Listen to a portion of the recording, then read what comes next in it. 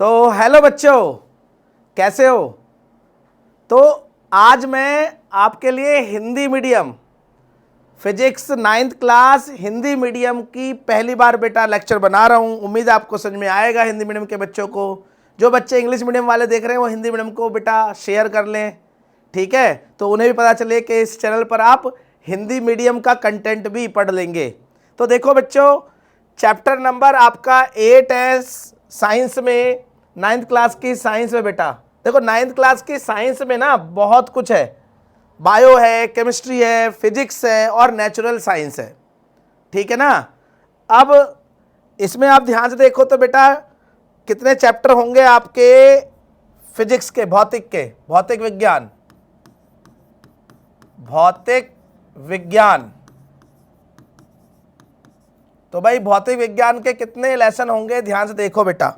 यूँ तो बायो भी है, केमिस्ट्री भी है, परंतु चैप्टर नंबर हमारा जो है 8 है, उसका नाम क्या है बेटा? गति। क्या नाम है? गति, जिसे हम अभी पढ़ने वाले हैं, गति। चैप्टर नंबर आपका बेटा 9 है, जिसका नाम है आपका बल तथा गति के नियम। गति के नियम बेटा, यहां पर न्यूटन बाबा के, जो फादर ऑफ फिजिक्स है, न्यूटन बाबा के 3 नियम पढ़ेंगे गति के, बहुत ध्यान से पढ़ने हैं। अगला चैप्टर है चैप्टर नंबर 10, जिसका नाम क्या है? गुरुत्व आकर्षण। गुरुत्व आकर्षण, गुरुत्व आकर्षण, गुरुत्व आकर्षण। हालांकि गुरुत्व आकर्षण बल है, यहां पर गुरुत्व आकर्षण बल है। तो गुरुत्व आकर्षण है ये आपका 10वां चैप्टर बेटा। इसके बाद चैप्टर नंबर आपका 11 है, जिसका नाम है कार्य। कार्य आप पढ़ेंगे बेटा, काम को बारे में पढ़ेंगे यहाँ पे, कार्य तथा ऊर्जा, कार्य तथा ऊर्जा। और यहाँ शक्ति भी पढ़ने वाले हैं, पर हमारे चैप्टर का नाम क्या है? कार्य तथा ऊर्जा। तो हिंदी मेरी थोड़ी सी अजीबोगरीब है, एडजस्ट करना, हाजमुगल की गोली खाकर बेटा। तो चलो अगला देखते हैं चैप्टर नंबर 12। चैप्टर नंबर 12 तो ध्वनि। बेटा ध्वनि क्या होती है? ध्वनि आपकी होती है साउंड, जो हम बोल रहे हैं, जो हम सुन रहे हैं, ये है। तो टोटल मिला के कितने चैप्टर हो गए बेटा? 1 2 3 4 और 5। तो टोटल कितने हो गए बेटा? 5 चैप्टर हैं आपके पास, 5 चैप्टर है बेटा आपके पास। और कहते हैं कि जिसने पहला चैप्टर शुरुआत ही गलत कर दी, अगर आपने शुरुआत ही गलत कर दी तो भाई आपका गड़बड़ होने वाला है। तो शुरुआत गड़बड़ नहीं करनी है। मैं फिर बोल रहा हूं कि मैं हिंदी मीडियम को बेटा पहली बार पढ़ा रहा हूं, ये पहला लेक्चर है आपका गति के ऊपर। तो अब जो बच्चे इंग्लिश मीडियम वाले देख रहे हैं इस वीडियो को, वो शेयर कर दे हिंदी मीडियम वाले बच्चों को। तो भैया गति का देखो चैप्टर नंबर 8 है और गति हमें पढ़ना है। अब गति को बहुत ध्यान से अगर आप पढ़ लेते हैं इस चैप्टर को, तो अगले चैप्टर आपके लिए बहुत आसान हो जाएंगे भाई।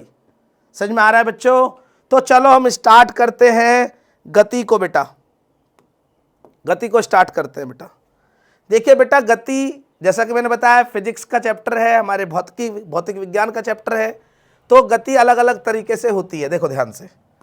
चलो भाई हो जाओ स्टार्ट।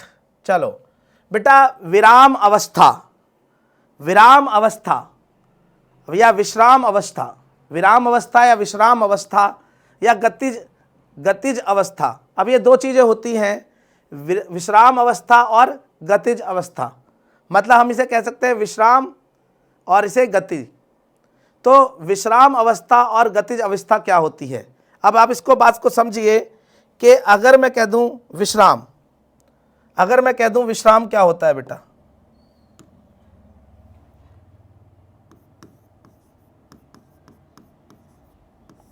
तो भाई विश्राम क्या होता है? मान लीजिए बेटा एक आपके पास बॉडी है, ये आपके पास एक बॉडी है बेटा, एक वस्तु है, इसे हम वस्तु बोलेंगे, एक वस्तु है, और एक बेटा हम यहां पर हैं, ठीक है? हमें ऑब्जर्वर भी बोलते हैं और सापेक्ष बिंदु भी बोलते हैं, सापेक्ष बिंदु, सापेक्षिक बिंदु बोलेंगे हमें, मतलब जहां से देखा जा रहा है बेटा। तो सापेक्षिक बिंदु, तो भाई सापेक्षिक बिंदु है। हम ध्यान से देखो बेटा, अगर समय बदलता रहे, अगर समय बदलता रहे और सापेक्षिक बिंदु से मतलब मुझसे कोई भी डिस्टेंस, कोई भी दूरी चेंज ना हो, कोई भी दूरी में बदलाव ना हो, 1 मिनट हो गया, 2 मिनट हो गए, 3 मिनट हो गए और बीच में मेरे और इसके बीच में कोई भी बदलाव ना हो, तो मैं कहूँगा कि ये जो वस्तु है बेटा ये विश्राम अवस्था में है। किस में है? विश्राम अवस्था में है। जैसे मैं खुद आपके सामने खड़ा हूँ तो मैं क्या हूँ बताओ? ये विश्राम अवस्था है बेटा आपकी। क्या है? विश्राम अवस्था हो गई कि आप मुझे 1 मिनट, 2 मिनट, 3 मिनट बाद यहीं देख रहे हैं तो मैं विश्राम में हूँ। ठीक है, वहीं पर एक होती है गतिज अवस्था। गतिज किसे बोलते हैं? गतिज। एक होता है गतिज अवस्था। ये गतिज अवस्था क्या होती है बेटा? ध्यान से देखिए कि ये आपके पास बेटा एक बॉडी है, ये एक बॉडी है, चलिए, और ये बॉडी है, और यहाँ पर कौन है बेटा? जो मैं सापेक्ष बिंदु हूँ। तो अब मैं अपना डिस्टेंस यहाँ से देखता हूँ, पहले मुझे यहाँ मिला, थोड़ी देर बाद बेटा ये बॉडी यहाँ से चलकर कुछ मिनट बाद या कुछ सेकंड बाद या 5 सेकंड बाद कहाँ चली जाती है? इधर चली जाती है। तो अब सापेक्ष बिंदु से क्या हो गया बेटा? सापेक्ष बिंदु से जो है दूरी वो बदल गई, पहले d1 थी, अब क्या हो गई? d2 हो गई।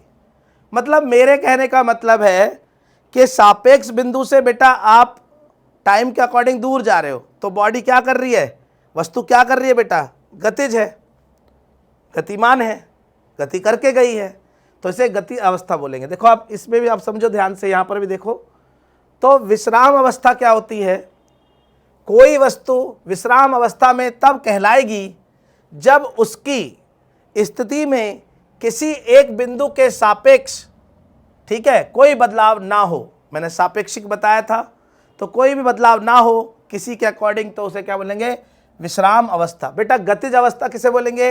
यदि किसी वस्तु की स्थिति में लगातार बदलाव हो, किसी एक वस्तु के सापेक्ष, कोई एक वस्तु के सापेक्ष, ठीक है, तब यह वस्तु गतिज अवस्था में कहलाएगी। बात समझ में आई? कहलाई जाएगी। समझ में आई बात कि भाई कैसे हमारा विश्राम अवस्था होगी, कैसे हमारी गतिज अवस्था होगी। चलिए आगे बढ़ते हैं बेटा। क्या आपको पता है कि पूर्ण विश्राम क्या होता है भाई? अब पूर्ण विश्राम का मतलब है कि दुनिया में कोई भी चीज हो, ये एक आपकी वस्तु है ए, इसे दुनिया में कोई भी देखे, तो वो कहे कि ये विश्राम में है, पर ऐसा पॉसिबल नहीं है। जैसे मैं आपको दिख रहा हूँ अभी यहाँ पर, तो मैं कहूँगा कि मुझे देख रहे हो तो मैं कैसे क्या हूँ? मैं गतिज में हूँ या विश्राम में हूँ? तो आप कहेंगे भैया आप हिल नहीं रहे, डुल नहीं रहे, कहीं नहीं जा रहे, तो आप मेरे लिए क्या होंगे? विश्राम में। परंतु आप यही बात चांद पर जाके बोल सकते हैं क्या? जब आप चांद पर चले जाएंगे तो चांद पर जाकर क्या होगा बताइए? चांद पर जाकर मैं गोल गोल घूमता दिखाई दूंगा आपको। तो एक वस्तु के अकॉर्डिंग मैं क्या दिखूंगा? विश्राम अवस्था में, और एक दूसरी वस्तु के अकॉर्डिंग मैं गतिज अवस्था में दिखाई दे सकता हूं। तो इसका मतलब पूर्ण विश्राम कोई भी बॉडी कहीं नहीं जा सकती। ऐसे ही बेटा पूर्ण गतिज हो सकती है? पूर्ण गति हो सकती है? तो मैं कहूँ पूर्ण गति भी नहीं हो सकती। अगर ये कोई बॉडी है और ये चल रही है बेटा समान चाल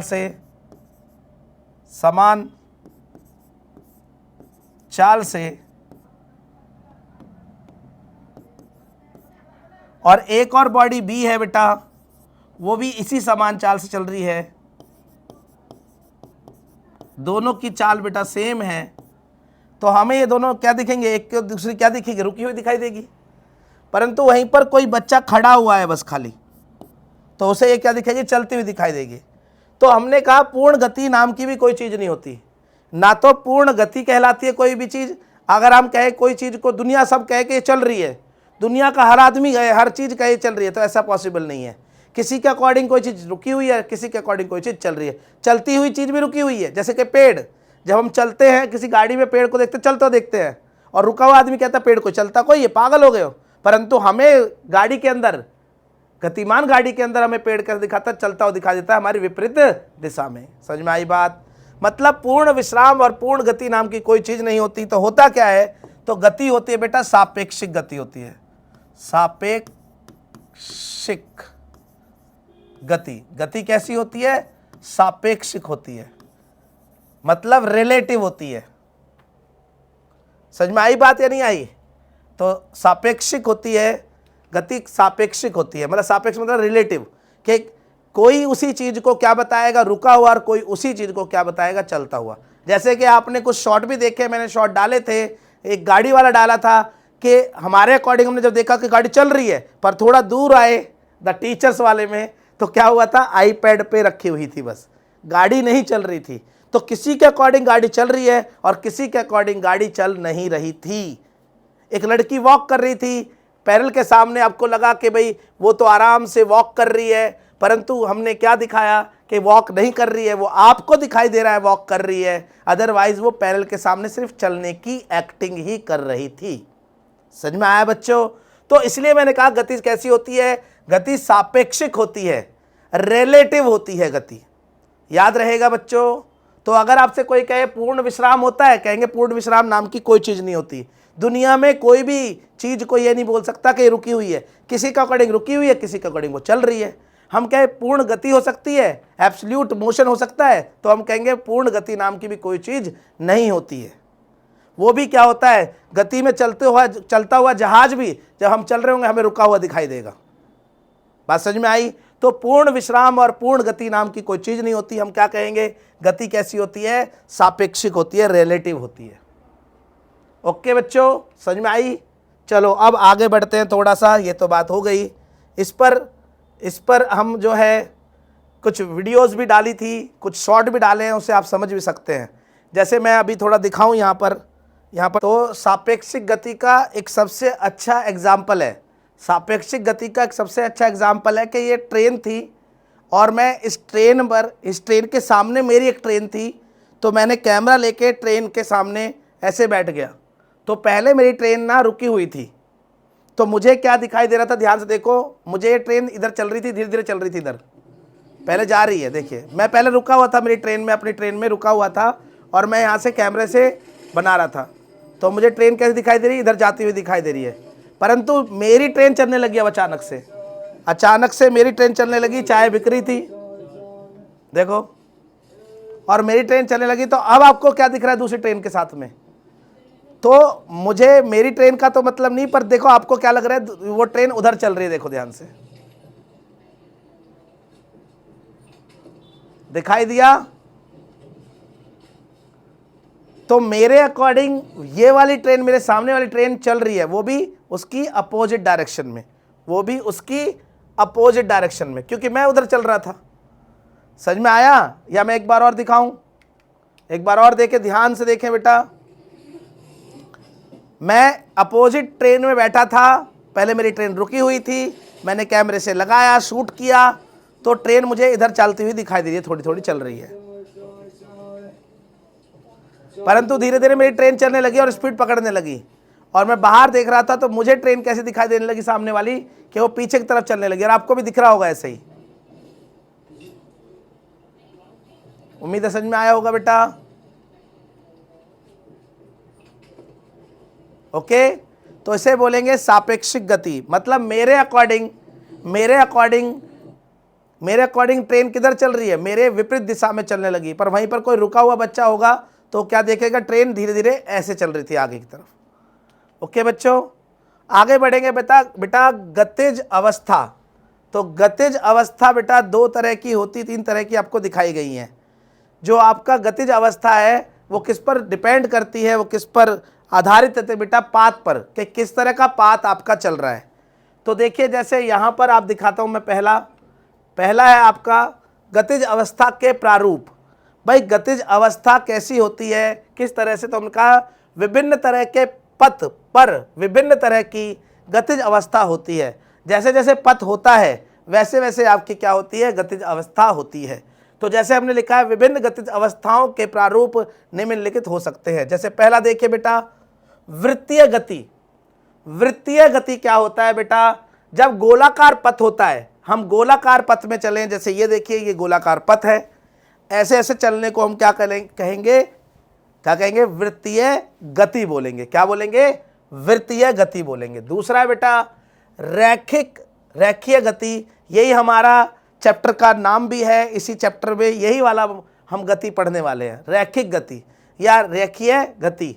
तो रेखीय पथ पर होती है बेटा, जब हम सीधे सीधे चलें, जब हम सीधे सीधे चलेंगे तो इसको बोलेंगे, ऐसे सीधा सीधा चलेंगे तो बोलेंगे रेखीय गति, सीधा चलना। ठीक है, जैसे कि हम बताएं कि कोई बॉडी अगर सीधा सीधा चले, कोई एक बॉडी जब सीधा सीधा चले, बिल्कुल सीधा सीधा चले, इस तरह से चले, तो इसको क्या बोलेंगे, ये एक पथ पे चले बेटा, सीधी सीधी चले इसी पथ पर, तो हम क्या बोलेंगे इसको, ये हमारी क्या है, रेखीय गति है। क्या है ये, रेखीय गति। तो ये हमारी रेखीय गति है। क्या है, ये हमारी रेखीय गति है। ठीक है, दूसरा हमारा क्या है बेटा, जब हमारी कोई भी गोल चीज़ जब गोल गोल घूमेगी, गोल गोल पथ पर घूमेगी, तो उसे वृत्तीय गति कहेंगे। और भाई अगला क्या है, अगला क्या है बताओ, अगला क्या है बेटा, कंपन गति। अब कंपन गति क्या होती है बच्चों, दोलन गति को कंपन गति कहेंगे, अगर पाथ दोलन वाला हो। देखो ये देखिए ऐसे, टू एंड फ्रो, आना और जाना, आना और जाना, आना और जाना, इसको क्या बोलेंगे हम, दोलन पथ बोलेंगे, दोलन गति बोलेंगे या कंपन गति बोलेंगे। ऐसे ऐसे, ये ऐसे, इसको बोलेंगे कंपन गति। ठीक है, इसे हम साउंड वाले चैप्टर, ध्वनि वाले चैप्टर में भी पढ़ने वाले हैं। ठीक है, तो ध्वनि में पढ़ेंगे हम इसको। आगे बढ़ो भैया, अगला देखो भैया। अच्छा जी, अदिश राशि और सदिश राशि क्या होती है, अदिश राशि और सदिश राशि क्या होती है बच्चों, इसके लिए थोड़ा सा हमें पीछे चलना पड़ेगा फिजिक्स में ही। देखो भौतिक राशि क्या होते हैं पहले बताओ, भौतिक राशियां, भौतिक राशियां क्या होती है बताओ। तो जिन राशियों को मापा जा सके, जिन राशियों को मापा जा सकता है, उन्हें क्या बोलेंगे हम, भौतिक राशि। जैसे पहला बेटा आपका है द्रव्यमान। ठीक है, द्रव्यमान। दूसरा आपका दूरी। तीसरा आपका समय। चौथा चाल। ठीक है, चाल। ये सब क्या है, देखो दूरी को हम कहेंगे, द्रव्यमान को 5 kg, ठीक है ना, दूरी को बोलेंगे 5 मीटर, समय को बोलेंगे 5 सेकंड, और चाल को बोलेंगे 5 किलोमीटर पर आवर। अब इस सब को क्या बोलते हैं बेटा, इसको बोलते हैं हम परिमाण। इस तरह को क्या बोलते हैं, परिमाण, जिसमें एक नंबर होता है और एक हमारी क्या होती है, इकाई होती है। नंबर और इकाई को मिलाकर बनता है परिमाण। तो भैया जिन राशियों को मापा जा सकता है वो क्या होती है बेटा, जैसे बल हुआ और भी बहुत सारी चीज़ें, ठीक है, त्वरण हुआ, ये सब क्या है, भौतिक राशि है। अब एक बात समझो, अब ध्यान से, एक बात ध्यान से समझो। अगर मैं बोलूं बेटा प्यार, तो क्या प्यार, क्या प्यार आपका, क्या प्यार आपका, क्या प्यार आपका भौतिक राशि होगा? जैसे मैं पूछूं आप अपनी मां से कितना प्यार करते हैं, तो हम कहेंगे 2.5 किलो या 5 ग्राम, 5 लीटर, नहीं। तो इसकी कोई यूनिट नहीं है बेटा, प्यार की कोई यूनिट नहीं है, फीलिंग की कोई यूनिट नहीं है।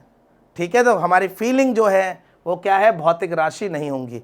वो राशि जिन्हें हम माप सकते हैं वही सब क्या होती है बेटा, भौतिक राशि होती है। और भौतिक राशि में भी दो तरह के होते हैं, जिसमें भौतिक राशि दो तरह की होती है, जिनमें क्या होता है बेटा, भौतिक राशि दो तरह की होती है। भौतिक राशि, ठीक है। भौतिक राशि पहली क्या होती है बेटा, जिसमें सिर्फ परिमाण होता है, और जिसमें क्या होता है, परिमाण तो होता है बेटा, परिमाण तो होता है और प्लस में दिशा भी होती है, प्लस में दिशा भी होती है। जैसे कि अब जिसमें परिमाण होता है बेटा उसे बोलते हैं अदिश राशि, अदिश राशि, जिसमें खाली परिमाण होता है। और जिसमें परिमाण प्लस दिशा होती है बेटा उसे बोलते हैं सदिश राशि,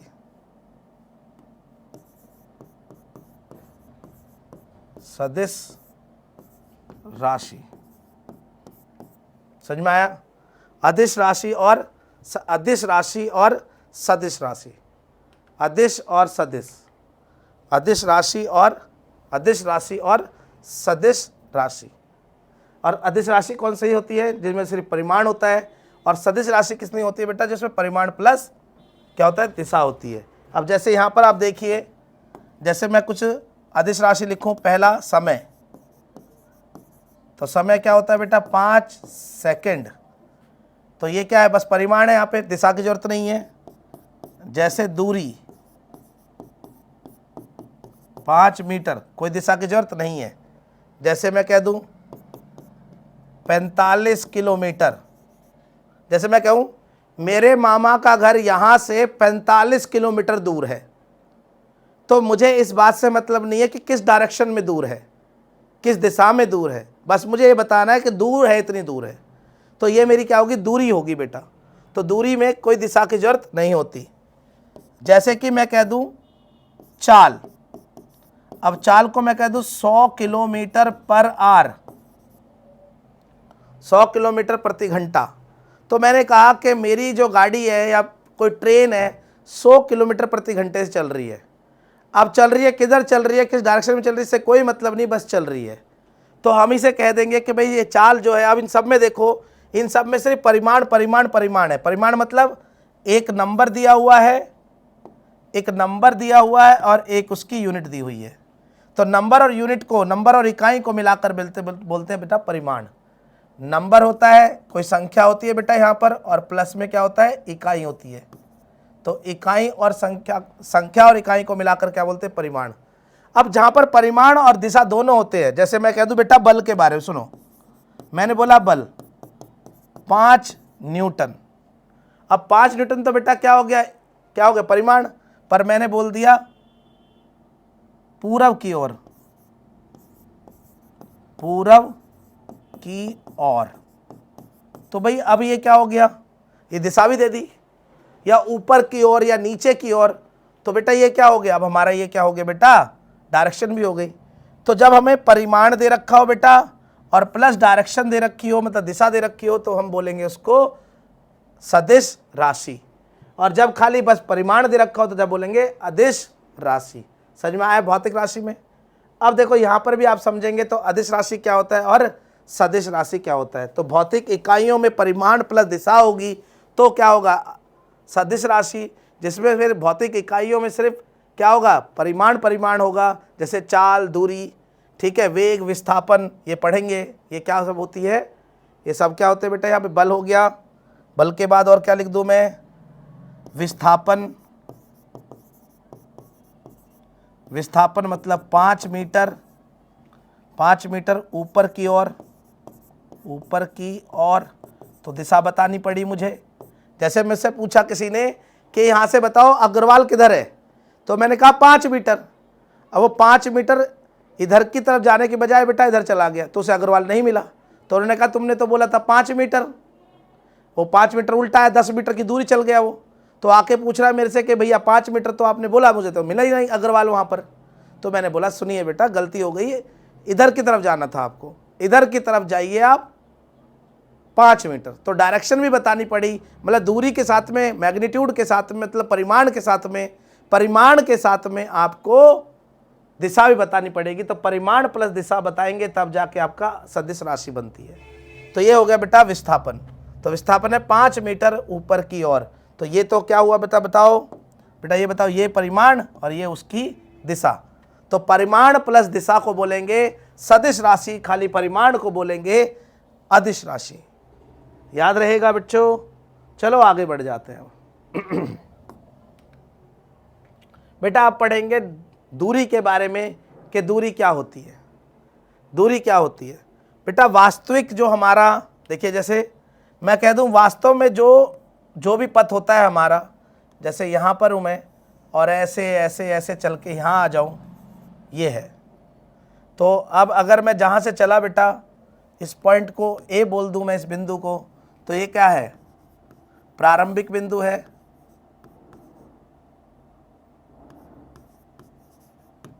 ये प्रारंभिक बिंदु है, प्रारंभिक बिंदु। और ये क्या है, अंतिम बिंदु। तो प्रारंभिक बिंदु और अंतिम बिंदु।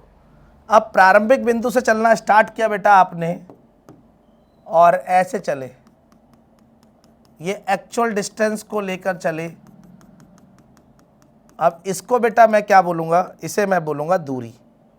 क्या बोलूँगा, ये हमारी दूरी है, दूरी। समझ में आ रही है, ये हमारी क्या होगी, दूरी। तो ये होती है हमारी बेटा दूरी। अब आगे बढ़ते हैं बेटा। तो ये लिखा भी हुआ है, वास्तविक पथ, जो कोई वस्तु अपनी प्रारंभिक स्थिति से अंतिम स्थिति के बीच चलती है कि माप उसी दूरी कहते हैं, उसे ही क्या बोलते हैं बेटा, उसे दूरी बोलते हैं। अब ये बात अगली है बेटा, दूरी एक क्या है बेटा, बताओ, अदिश राशि है सदिश राशि बेटा, अदिश हुई। बस क्या होता है, परिमाण होता है ना, उसके पास केवल मापन होती है, परिमाण होता है। कि मैं अगर कहूँ कि भाई मेरे मामा का घर यहाँ से 45 किलोमीटर दूर है, तो किस डायरेक्शन में, इससे मतलब नहीं है, डायरेक्शन की जरूरत ही नहीं है। तो जब डायरेक्शन की जरूरत नहीं है दूरी में, तो हम बोलेंगे उसे दूरी बोलेंगे। ठीक है। उदाहरण के लिए रमेश 65 किलोमीटर की दूरी तय करता है। अब देखो यहाँ पर क्या दिया है, रमेश की डायरेक्शन नहीं पता, बस उसकी दूरी बता दी है। तो ये होता है बेटा दूरी, जिसमें क्या होता है, सिर्फ परिमाण होता है। ये परिमाण है, क्या है ये, परिमाण। परिणाम नहीं, परिमाण। परिणाम नहीं होता, परिमाण होता है, परिमाण। तो परिमाण होता है बेटा, ठीक है, मैग्नीट्यूड बोलते हैं जिसको इंग्लिश में। चलो आगे बढ़ते हैं बेटा, विस्थापन। अब देखिए विस्थापन क्या होता है बच्चों, विस्थापन क्या होता है।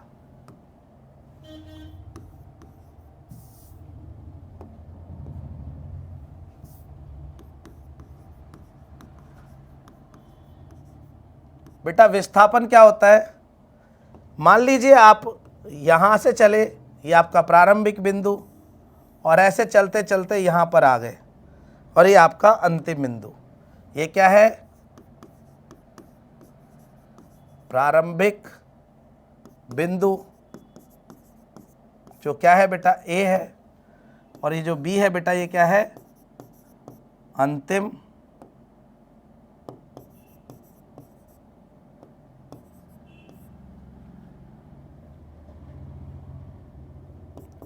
बिंदु।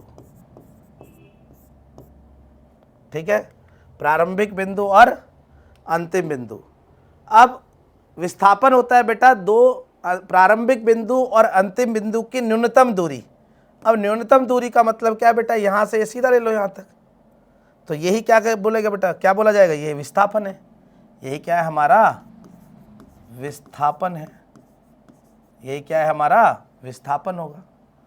तो न्यूनतम दूरी को क्या बोलते हैं बेटा, विस्थापन बोलते हैं। देखिए किसी वस्तु की प्रारंभिक एवं अंतिम स्थिति के बीच की न्यूनतम दूरी का मापन ही क्या कहलाता है बेटा, हमारा विस्थापन कहलाता है। जैसे हम यहाँ से चलेंगे यहाँ पर, ठीक है, ये यहाँ से यहाँ चलेंगे, यहाँ से यहाँ तक जाएंगे बाबूजी, तो यहाँ पर डिस्टेंस कितना होगा, मतलब दूरी कितनी होगी। दूरी को मैं बेटा डी से दिखाता हूँ और विस्थापन को एस से दिखाऊँ, तो यहाँ पर दूरी भी कितनी होगी 6 मीटर, दूरी भी 6 मीटर और विस्थापन भी 6 मीटर होगा। अगर मैं अपनी दिशा को ना बदलूं और सीधा सीधा रेखीय गति में चलूं और मैं अपनी दिशा को ना बदलूं तो मैं कहूँगा कि पानी पी लेता हूँ, दूरी और विस्थापन बराबर होंगे। दूरी और विस्थापन कब बराबर होते हैं बताओ एक बार और। मैंने बताया कि दूरी को मैं अब क्या बोलूँगा बेटा, डी से बोलूँगा, और विस्थापन को बेटा मैं एस से सिंबल करूँगा। अब डी और एस कब बराबर होते हैं बताओ, जब कोई वस्तु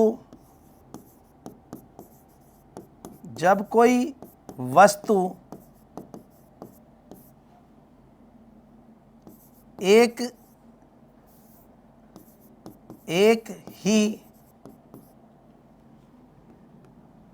ही दिशा में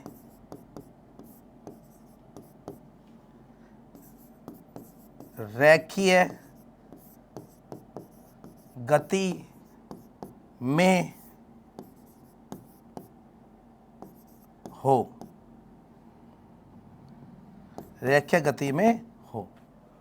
तो हमारा उस टाइम क्या होगा, जैसे मैं लिख दूं यहाँ पर, अगर मैं यहाँ से चला बेटा जीरो से चलते मैं चला गया यहाँ पर ए पर और यह 20 मीटर हो गया, तो इस टाइम पर बताओ हमारा दूरी कितनी है 20 मीटर और हमारा विस्थापन भी कितना होगा 20 मीटर। तो अगर आप सीधे सीधे चल रहे हो और अपनी दिशा में कोई बदलाव नहीं कर रहे, सीधे सीधे चल रहे हो, तो जितना आपका क्या होगा दूरी होगी उतना ही उस टाइम पर विस्थापन होगा। ध्यान रखना है दूरी और विस्थापन कब बराबर होते हैं, समान होते हैं, याद रहेगा। आगे चलो बच्चों, तो आगे चलते हैं हम। विस्थापन एक क्या है बेटा, सदिश राशि है। विस्थापन एक सदिश राशि है। कैसे विस्थापन सदिश राशि है बच्चों, देखो जब मैं कहता हूं कि मेरे मामा का घर यहाँ से 45 किलोमीटर ईस्ट की तरफ है, अगर खाली मैं 45 किलोमीटर बोलता तो पता नहीं कौन सी तरफ, डायरेक्शन नहीं पता, पर मैं ईस्ट की तरफ बोल दूंगा तो इसका मतलब क्या है, पूर्व की ओर है, तो इसका मतलब क्या हुआ बेटा कि मैंने क्या बता दी, दिशा भी बता दी। अब परिमाण के साथ में जब दिशा बता दोगे तो अब दूरी नहीं रहेगी, दूरी की जगह वो क्या हो जाएगा, विस्थापन हो जाएगा। दूरी और विस्थापन में यही अंतर है, प्रमुख अंतर यही है कि अगर खाली परिमाण है 45 किलोमीटर तो ये तो हो गई दूरी। अगर ये कह दे कि भाई परिमाण है और प्लस में डायरेक्शन भी दे रखी है, प्लस में दिशा भी दे रखी है, जैसे कि रमेश घंटाघर से 65 किलोमीटर दक्षिण पश्चिम दिशा में जाता है, तो बेटा ये तो हमारा हो गया बेटा परिमाण, ये तो हो गया हमारा परिमाण, परंतु यहाँ से लेकर दक्षिण पश्चिम दिशा में जाता है, कहाँ से, घंटाघर से, तो ये हमारा क्या हो गया बेटा, ये हमारा हो गया दिशा। तो परिमाण प्लस दिशा अगर मिल जाए तो हम उसे क्या बोलेंगे, विस्थापन बोलेंगे। क्या बोलेंगे बेटा, विस्थापन। विस्थापन का अंकीय मान 0 हो सकता है बेटा, देखो विस्थापन 0 भी हो सकता है, 0 हो सकता है, 0 हो सकता है, नेगेटिव हो सकता है मतलब नकारात्मक हो सकता है, और पॉजिटिव हो सकता है मतलब धनात्मक भी हो सकता है। तो भाई इसको भी समझ लो आप ध्यान से, कब पॉजिटिव, कब नेगेटिव, कब प्लस, कब माइनस, कब 0 होगा। तो 0 के लिए या पॉजिटिव के लिए विस्थापन कब होगा भाई, पॉजिटिव। मान लो कोई एक पॉइंट ए है, यहाँ से चले कहाँ चले गए, बी तक, तो यहाँ पर बेटा ये हो गया 20 मीटर। तो बताओ यहाँ पर डिस्टेंस कितना है बेटा, मतलब दूरी कितनी है 20 मीटर। यहाँ पर विस्थापन कितना है बेटा 20 मीटर। विस्थापन को मैंने बताया था, ऐसे दिखाऊंगा मैं। वहीं पर बेटा नेगेटिव कब होता है बताओ, माइनस कब होता है। माइनस के लिए क्या होता है बेटा, मान लीजिए बेटा आप यहाँ से गए, 0 से चले यहाँ पर 20 मीटर और फिर उल्टे बेटा वापस आ गए, वापस आके यहाँ नहीं रुके, यहाँ थोड़े और आगे बढ़ गए, कितना 1 मीटर। 1 मीटर, यहाँ ए गए और यहाँ बी गए, तो अब बताइए आप यहाँ पर दूरी कितनी होगी बेटा? 20 इधर गए, 20 उधर आए, 20 गए, 20 आए और फिर एक और चले गए, तो टोटल बेटा कितने हो गए? 20 20 ये 40 और 1 41 मीटर। बात समझ में आया? 20 मीटर इधर गए, 20 मीटर इधर आए, तो 40 और 1 मीटर और इधर गए, तो ये हो गया आपका दूरी। बेटा विस्थापन कितना हो गया? ये हमारा क्या था बेटा? आरंभिक बिंदु, प्रारंभिक बिंदु, और ये मेरा अंतिम बिंदु, दोनों के बीच का डिस्टेंस कितना है बेटा? 1 मीटर। अब 1 मीटर इधर है या इधर है? अब इधर है, इधर मैंने पॉजिटिव माना है हमेशा, तो इधर क्या माना हुआ? नेगेटिव, तो ये नेगेटिव होगा बेटा, तो -1 मीटर। तो देखिए इस तरह से आता है कौन हमारा, क्या आता है? नेगेटिव। वहीं पर बेटा शून्य के लिए क्या होगा? ध्यान से देख लो, शून्य के लिए मतलब विस्थापन शून्य कब होता है? बहुत ध्यान से देखो कि जब आप बॉडी वहां जाए, ए से बी जाए बेटा, और बी से फिर क्या आ जाए? ए पर घूमकर दोबारा आ जाए बेटा, यहीं पर ही, यहाँ पर, और यहाँ पर ये हो गया 20 मीटर का डिस्टेंस है बेटा दोनों के बीच में। तो अब बताओ दूरी कितनी हो गई बेटा? 40 हो जाएगी ना। 20 तो गया, 20 मीटर तो गया, 20 मीटर आया बेटा, तो टोटल कितना हो गया बेटा? 40 मीटर। पर वहीं पर विस्थापन कितना हुआ? अब अंतिम बिंदु भी यहीं पर है और प्रारंभिक बिंदु भी वहीं पर है, तो दोनों के बीच का अंतर कितना हो गया बेटा? 0 हो गया, तो 0 मीटर। इस तरह से जो विस्थापन हमारा पॉजिटिव भी होता है, नेगेटिव भी होता है और 0 भी होता है, पर दूरी हमेशा पॉजिटिव होती है, दूरी हमेशा पॉजिटिव होती है, याद रहेगा। दूरी हमेशा 0 से बड़ी होती है, परंतु विस्थापन क्या होता है बेटा? 0 भी हो सकता है और 0 से बड़ा या छोटा भी हो सकता है, याद रखना है इस बात को। आगे बढ़ जाते हैं बेटा, सुनिए ध्यान से। तो ये बात लिखी गई है, समझ में आ जाएगी, लिखी गई है बेटा। चलो आगे बढ़ जाओ भैया। तो दूरी और विस्थापन का सबसे अच्छा एग्जाम्पल ये है, आप देखिए ध्यान से बेटा। अगर मैं रेड कलर से ऐसे बोल दूँ इधर इधर से यहाँ पर, तो ये मेरा क्या हो गया बेटा? दूरी हो गया। और अगर मैं यहाँ से सीधा यहाँ तक चला जाऊँ तो ये क्या होगा बेटा? मेरा विस्थापन होगा। अगर देखिए मैं इधर से यहाँ जा रहा हूँ ऐसे करके, ये 10 मीटर, ये 10 मीटर, ये 5 मीटर, ये 5 मीटर, ये 20 मीटर, ये 5 मीटर और ये 2 मीटर, ऐसे बोल देता हूँ मैं अपने पास। तो बेटा इन सबको जोड़ेंगे तो आप बताइए डिस्टेंस कितना होगा, डिस्प्लेसमेंट कितना होगा? बहुत ध्यान से बताना है। और ये यहाँ से यहाँ तक का मैं अपने पास से ही बता रहा हूँ, ये 14 मीटर है। तो ये हमारा हो गया क्या? प्रारंभिक बिंदु, और ये क्या हो गया? हमारा अंतिम बिंदु। तो यहाँ पर आप आराम से घर से करें, खुद कोशिश करें अपने आप करने की कि भाई डिस्प्लेसमेंट और डिस्टेंस क्या क्या है यहाँ पर। ओके बच्चों, लास्ट आपका ये टॉपिक है बेटा। अब आता है दूरी और विस्थापन में क्या अंतर है। अब देखो दूरी और विस्थापन तो हमने पढ़ ही लिया है कि सबसे बड़ा अंतर तो क्या है? दूरी जो है ना बेटा क्या होता है, उसमें ये अदिश राशि होती है, परंतु विस्थापन क्या होता है? सदिश राशि होती है ना।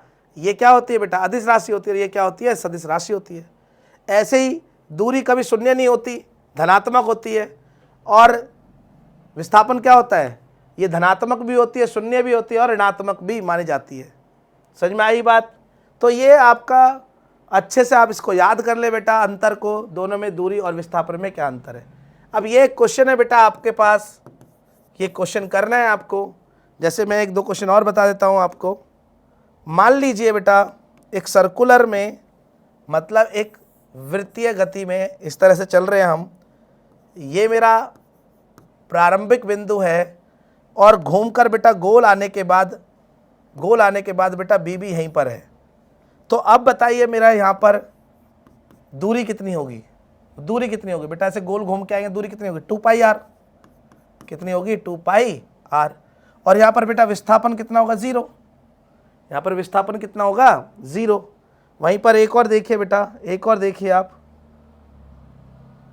एक और क्वेश्चन है कि भाई इस तरह से एक सर्किल है, एक वृत्त है, यहाँ ए से बेटा हम कहाँ तक गए? सिर्फ बी तक गए, ठीक है।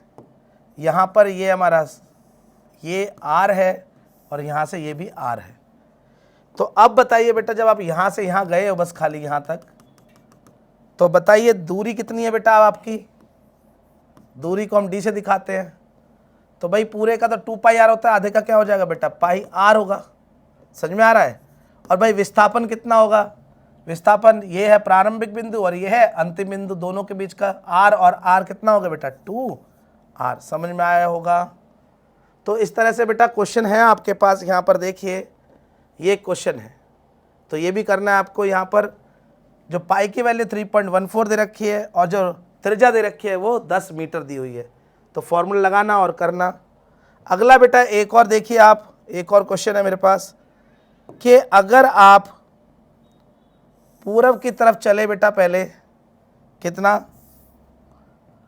पूरब की तरफ चले 3 मीटर और वहीं पर आप उत्तर की तरफ चले फिर उसके बाद 4 मीटर,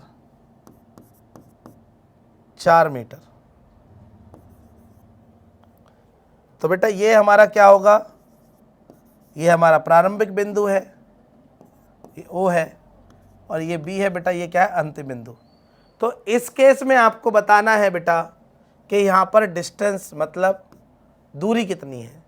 तो दूरी 3 + 4 तो आराम से 7 मीटर हो गई बेटा। ठीक है।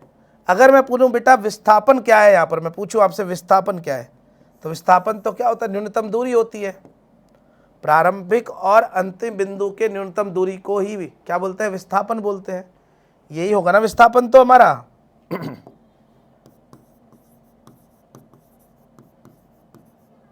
अब ये विस्थापन निकलेगा कैसे, तो याद होगा आपको पाइथागोरस परिमेय, पाइथागोरस परिमेय द्वारा।